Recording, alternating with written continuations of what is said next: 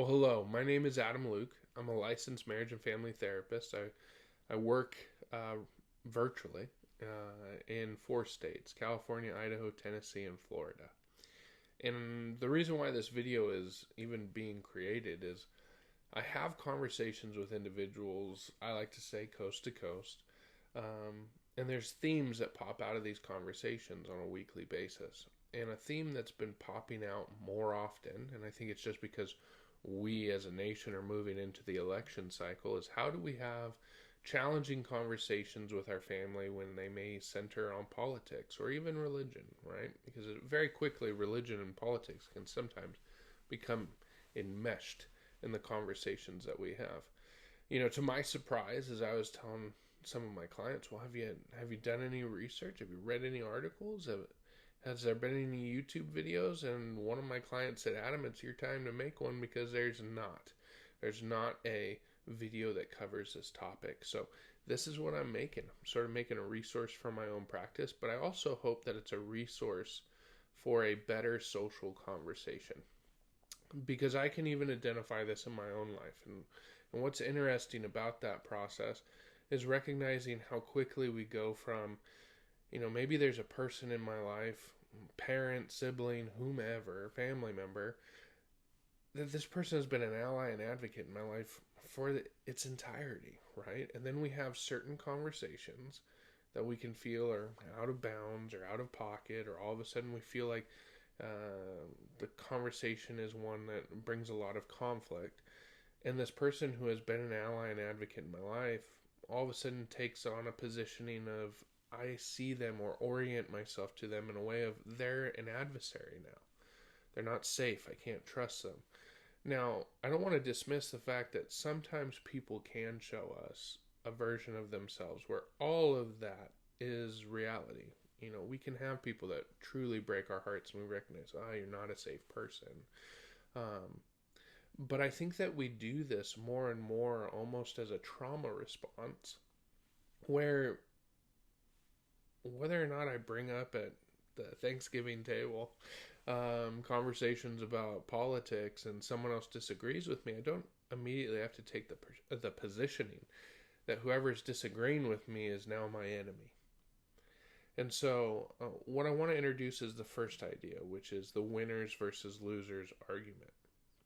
See, I deal with this strategy quite often when I'm in couples counseling.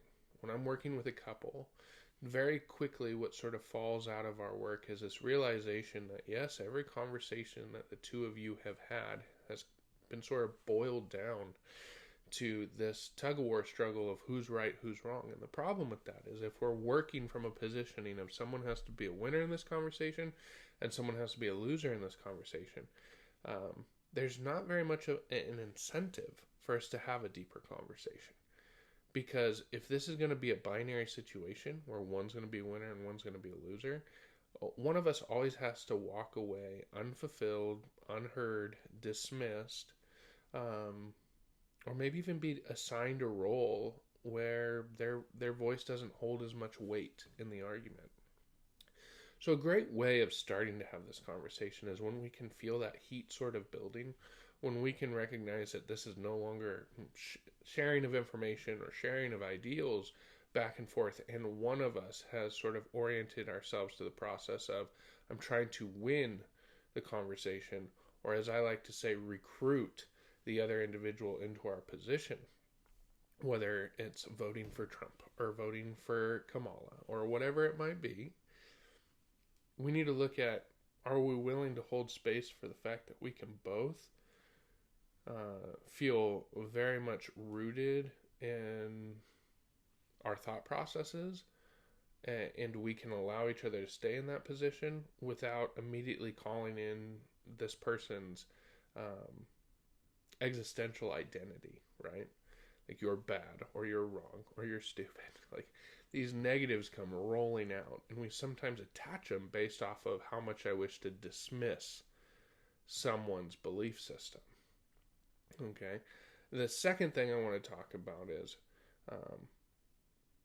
I feel like another aspect of this is, if we cannot have these uncomfortable conversations with our communities of support. Sometimes I call them a concert of support. Our core support system, whether that's our family, friends that have become family, whatever that might look like.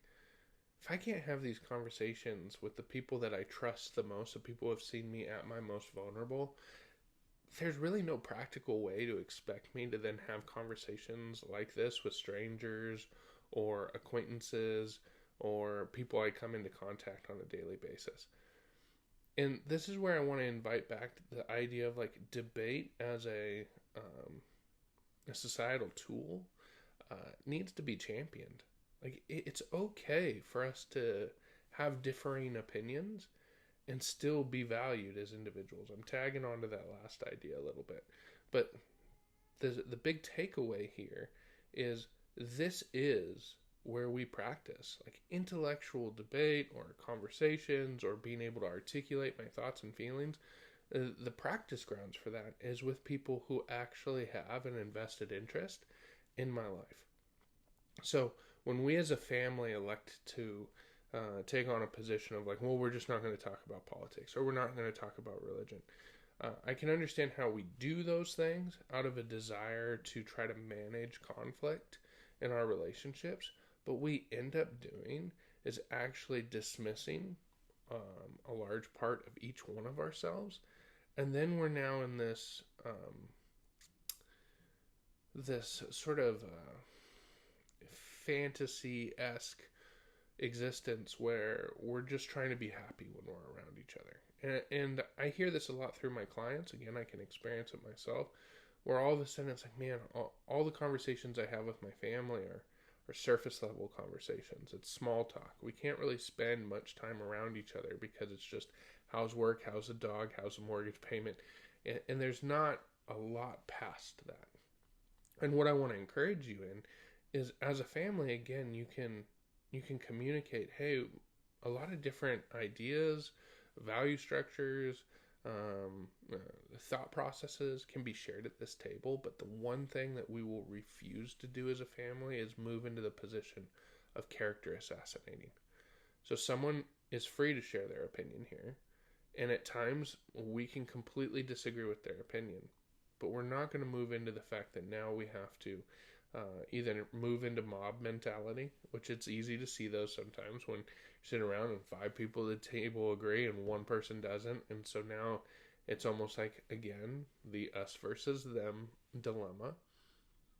And so what I want to encourage is sometimes we say, well, kids are around, it's too young to be having this conversation. Now, again, I want to believe that the American family can designate what's healthy.